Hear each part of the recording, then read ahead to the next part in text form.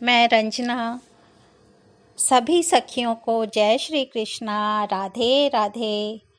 कल हमने जहाँ विराम किया था रामचरितमानस का, आज उससे आगे बढ़ाते हैं। संतों की बात करते हुए तुलसीदास जी कहते हैं, संतों का समाज आनंद और कल्याणमय है, जो जगत में चलता फिरता तीर्थराज है। जहाँ उस समाज रूपी प्रयागराज में राम भक्त रूपी गंगा जी की धारा है और ब्रह्म विचार का प्रचार सरस्वती जी हैं। विधि और यह करो यह ना करो रूपी कर्मों की कथा कलयुग के पापों का हरने वाली सूर्य तनया यमुना जी हैं और भगवान विष्णु और शंकर जी की कथाएं त्रिवेणी रूप से सुशोभित हैं, जो सुनते ही सब आनंद और कल्याणों की देने वाली हैं। उस संत समाज रूपी प्रयाग में अपने धर्म में जो अटल विश्वास है वह अक्षय वट है और शुभ कर्म ही उस तीर्थराज का परिकर है। वह संत समाज रूपी प्रयागराज सब देशों में सब समय सभी को सहज ही प्राप्त हो सकता है और आदरपूर्वक सेवन करने से कलेशों का नष्ट करने वाला है। वह तीर्थराज अलौकिक और अकथनीय है एवं तत्काल फल देने वाला है। उसका प्रभाव प्रत्यक्ष है। जो मनुष्य इस संत समाज रूपी तीर्थराज का प्रभाव प्रसन्न मन से सुनते और समझते हैं और फिर अत्यंत प्रेम पूर्वक इसमें गोते लगाते हैं, वे इस शरीर के रहते ही धर्म, अर्थ, काम, मोक्ष चारों फल पा जाते हैं। इस तीर्थराज में स्नान का फल तत्काल ऐसा देखने में आता है कि कौवे कोयल बन जाते हैं और बगुले हंस। यह सुनकर कोई आश्चर्य न करे, क्योंकि सत्संग की महिमा छिपी नहीं है। वाल्मीकि जी, नारद जी और अगस्त्य ऋषि जी ने अपने अपने मुखों से अपने जीवन का वृत्तांत कहा है। जल में रहने वाले, जमीन पर चलने वाले और आकाश में विचरने वाले नाना प्रकार के जड़ चेतन जितने जीव इस जगत में हैं, उनमें से जिसने जिस समय जहाँ कहीं भी जिस किसी यत्न से बुद्धि, कीर्ति, सद्गति, विभूति और भलाई पाई है, सो सब सत्संग का ही प्रभाव समझना चाहिए। वेदों में और लोक में इनकी प्राप्ति का दूसरा कोई उपाय नहीं है। सत्संग के बिना विवेक नहीं होता और श्री राम जी की कृपा के बिना यह सत्संग सहज में मिलता नहीं है।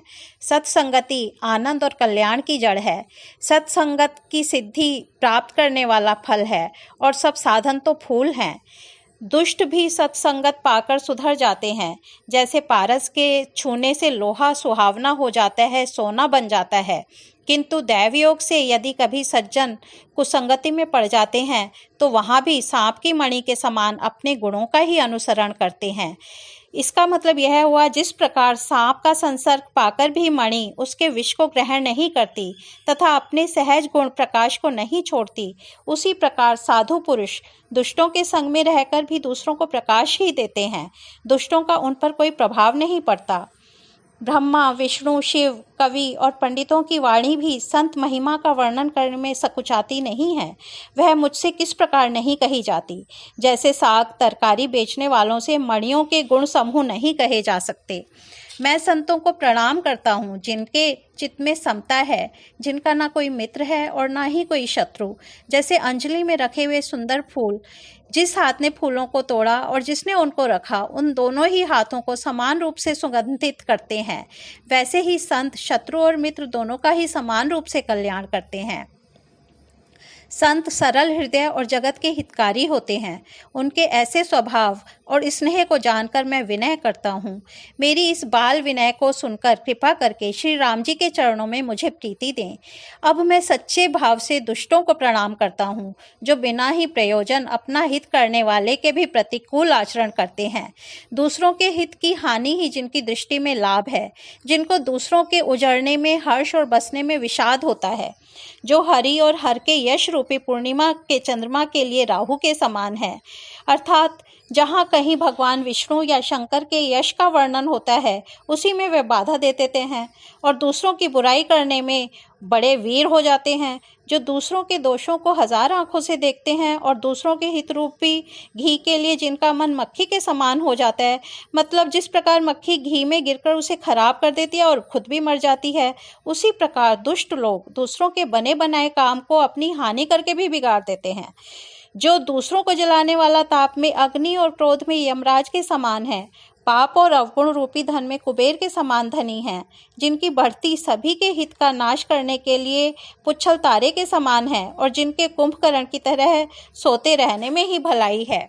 जैसे ओले खेती का नाश भी कर देते हैं और अपने आप भी गल जाते हैं, वैसे ही ये लोग दूसरों का काम बिगाड़ने के लिए अपने शरीर तक को छोड़ देते हैं। मैं दुष्टों को हजार मुख वाले शेष जी के समान समझकर प्रणाम करता हूँ, जो पराये दोषों को हजार मुखों से बड़े खुशी के साथ वर्णन करते हैं। पुनः उनको राजा पृथु, जिनके भगवान का यश सुनने के लिए 10,000 कान मांगे थे, उनको उनके समान जानकर प्रणाम करता हूँ, जो 10,000 कानों से दूसरों के पापों को सुनते हैं। फिर इंद्र के समान मानकर उनकी विनय करता हूँ, जिनको मदिरा नेकी और हितकारी मालूम देती है। इंद्र के लिए भी सुरनीक अर्थात देवताओं के समान हितकारी है, जिनको कठोर वचन रूपी वज्र सदा प्यारा लगता है और जो 1000 आंखों के दूसरों के दोषों को देखते हैं। दुष्टों की यह रीति है कि वे उदासीन, शत्रु अथवा मित्र किसी का भी हित सुनकर जलते हैं। यह जानकर दोनों हाथ जोड़कर यह जन प्रेम पूर्वक उनसे विनय करता है। मैंने अपनी ओर से विनती की है, परंतु वे अपनी ओर से कभी नहीं चूकेंगे।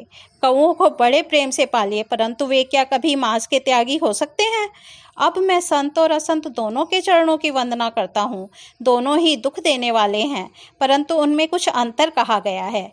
वह अंतर यह है कि जब संत बिछुड़ते हैं उस समय प्राण हर लेते हैं, और जब असंत मिलते हैं वो दारुण दुख देते हैं।